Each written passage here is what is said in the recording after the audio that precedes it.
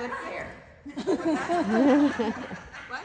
I said the two of you are a good pair. It was a good pairing for this hour and a half. Because you're actually moving quite a lot more than she was initially, but your movements are pretty gross. Meaning, I don't mean like ew gross. I mean like kind of big and chunky and rough around the edges instead of fine. Gross versus fine. So I want you to look at his line a little bit more carefully, all the way down the line from the tunnel to number 6 where the turn is. And I want you to put yourself in his shoes. If you were him, could you just blast straight down the line from 2 to 5 and successfully take 6?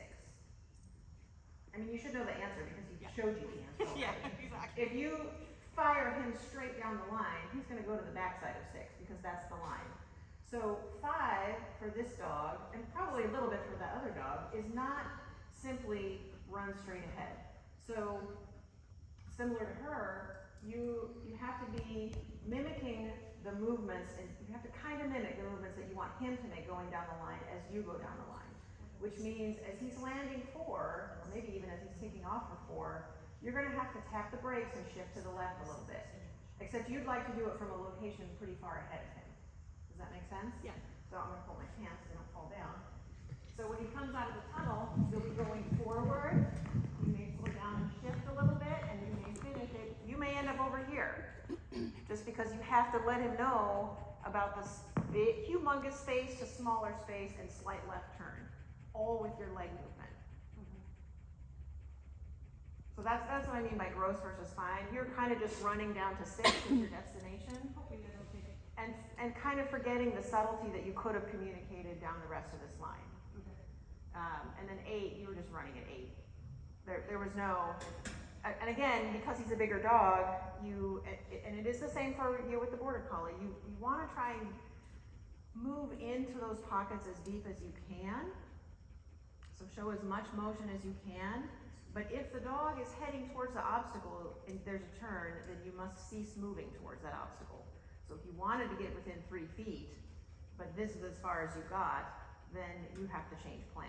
And for me, if I was here, I'd be like, all right, well, I guess I'll be sitting here and really calling the dog because my motion is going that way, but I want the dog to come this way and attempting to like do something like this maybe. It's not ideal, but I could do it. But the main thing to be thinking with your legs, be thinking with your feet. Are you slowing down? Are you speeding up? Are you making your strides bigger? Are you making your strides smaller? Are you moving to the left? Are you moving to the right in a way that's observable to your dog? It gets you around, but it communicates information.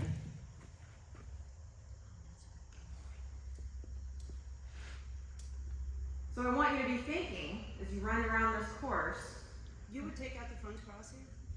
I would try my very best to get take that front Deeks. cross. Deeks. I always am going to try my very best to execute my plan.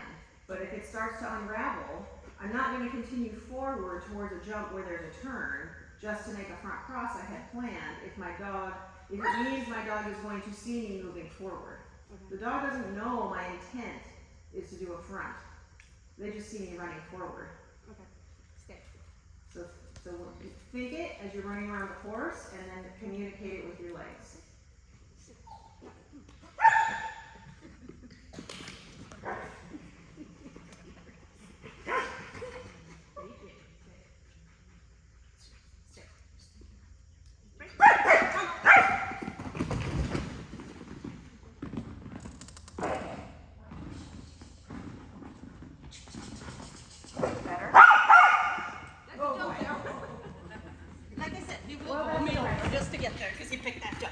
Well, I didn't just pick it. I mean, you did kind of communicate it, and then you were right in the middle of it. So you picked the side, you picked the wider side, and it was actually pretty interesting. It was pretty calculated about it.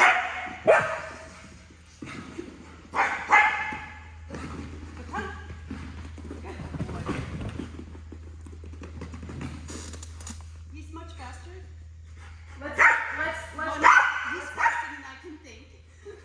No, he's not.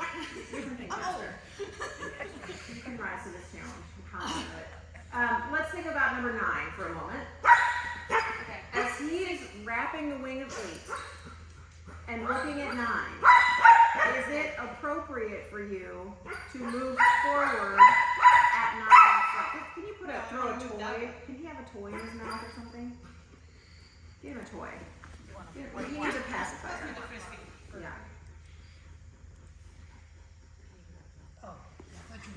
I was going to, but I was afraid I would get something.